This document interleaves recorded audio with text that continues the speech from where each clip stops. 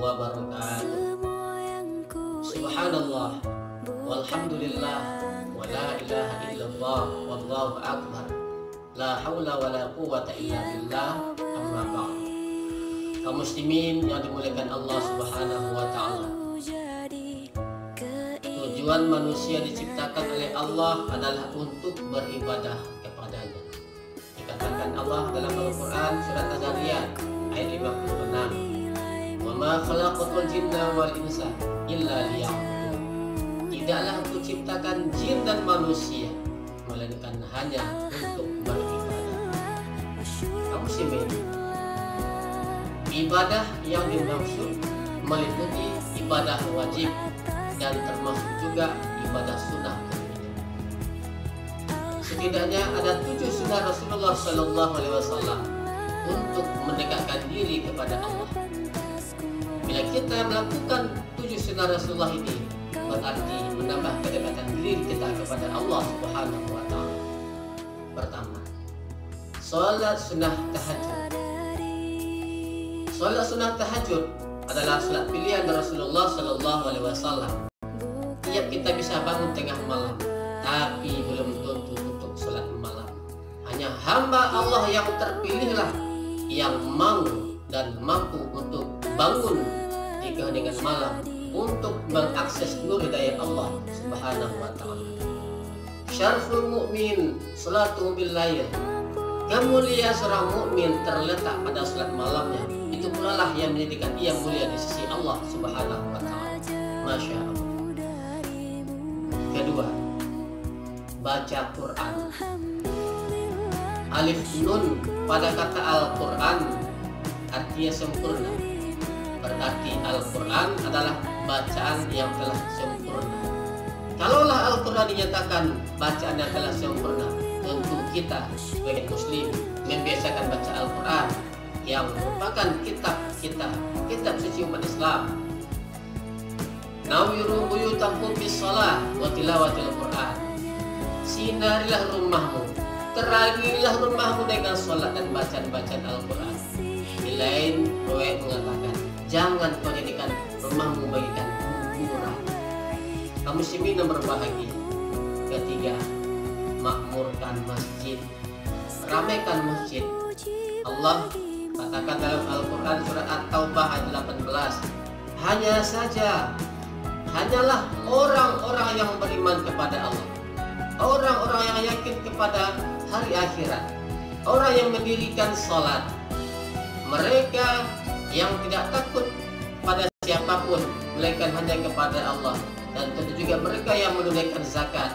Mereka itulah yang akan mendapatkan petunjuk dari Allah, yang akan mengisi dan meramaikan rumah Allah Subhanahu wa taala. Perlu kita ketahui, masjid adalah tempat yang paling mulia. Dekati masjid. Keempat, bersedekah. Sedekah kebiasaan Rasulullah Sallallahu Alaihi Wasallam. Subhanallah. Rasulullah ingatkan kepada kita, istazillu rizqa bisadaqah. Cari rezeki dengan bersedekah. Cari rezeki dengan bersedekah. Jadi kalau kita ingin dimuliakan oleh Allah, kalau kita ingin dimudahkan rezeki kita oleh Allah, mulailah dengan kebiasaan bersedekah. Kaum muslimin yang dimuliakan Allah Subhanahu wa taala. Selanjutnya yang kelima adalah laksanakan sholat sunat duha. Sholat sunat duha merupakan amalan Rasulullah Sallallahu Alaihi Wasallam. Luar biasa, masya Allah. Banyak fadilah-fadilah, keutamaan dikala kita melakukan sholat sunat duha. Di antaranya adalah urusan kita dimudahkan oleh Allah Subhanahu wa taala. Rezeki kita pun dilancarkan oleh Allah Subhanahu wa taala. Wajah orang yang melakukan ibadah duha senang kita melihatnya. Masya Allah. Yang keenam, biasakan wudhu. Wudhu memang syarat sahnya sholat, tapi baik bagi kita untuk membiasakannya. Apalagi di saat sekarang ini kita perbanyak melakukan wudhu. Orang yang berwudhu, anggota tubuhnya akan terpelihara.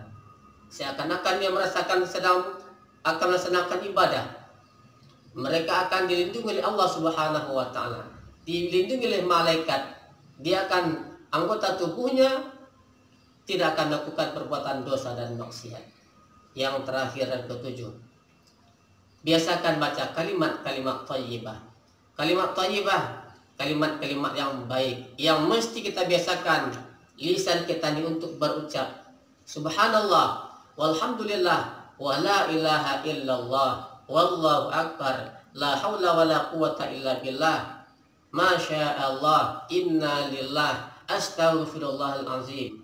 Inilah diantara kalimat-kalimat thayyibah yang mesti kita biasakan mengucapkannya.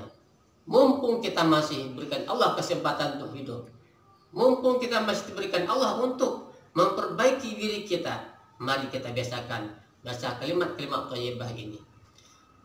Ketika Rasulullah Sallallahu Alaihi Wasallam bertemu dengan Nabi Ibrahim di perjalanan Isra dan Mi'raj, apa pesan Nabi Ibrahim? Wahai Muhammad, sampaikan pesanku kepada umatmu. Apa pesan Nabi Ibrahim? Perbanyaklah menanam tanaman surga. Apa itu? Subhanallah, walhamdulillah, wa la ilaha illallah, wallahu akbar. Jadi kalau kita ingin memperbanyak tanaman-tanaman surga, perbanyaklah baca kalimat thayyibah ini. Di antaranya subhanallah, walhamdulillah, wa la ilaha illallah, wallahu akbar. Mudah-mudahan Allah berikan kekuatan iman kepada kita untuk melakukan 7 sunnah Rasulullah ini. Yang mana saja duluan silahkan. Yang penting kita coba untuk membiasakannya sehingga kita dekat dengan Allah Subhanahu wa taala. Demikian tausiah kita pada kali ini. Subhanakallahumma rabbana wa bihamdika asyhadu an la ilaha illa anta wa astaghfiruka wa atubu ilaik. Assalamualaikum warahmatullahi wabarakatuh.